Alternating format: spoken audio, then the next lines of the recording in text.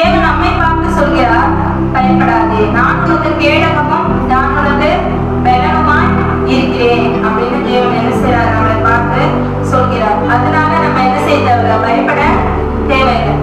எந்த ஒரு காரியம் நம்மளை பயமுறுத்துதோ அது தேவனோட சமூகத்துல நம்ம என்ன செய்யணும், அதை ஒப்படைச்சு, இந்த காரியம் என்ன செய்து பயமுறுத்துது அப்படின்னு நம்ம ஒப்படைச்சிட்டோம்னா அந்த பயத்தினால நம்மள என்ன செய்ய முடியாது, ஒண்ணுமே செய்ய முடியாது. தேவன் சொல்கிறார், பயப்படாது, நான் உனக்கு கேடகமும்.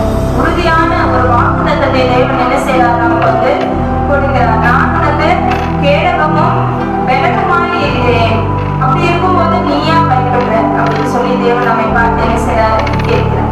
நீங்க பாவமே செஞ்சிருந்தாலும் சரி, தெரியாம ஒரு பாவத்துல நீங்க விழுந்துட்டீங்க, ஒரு பலவீனத்தினால நீங்க ஒரு பாவத்துல விழுந்துட்டீங்க, அதுக்கப்புறம் என்ன செய்யுது, உங்களுக்கு பயம் ஏற்படுது.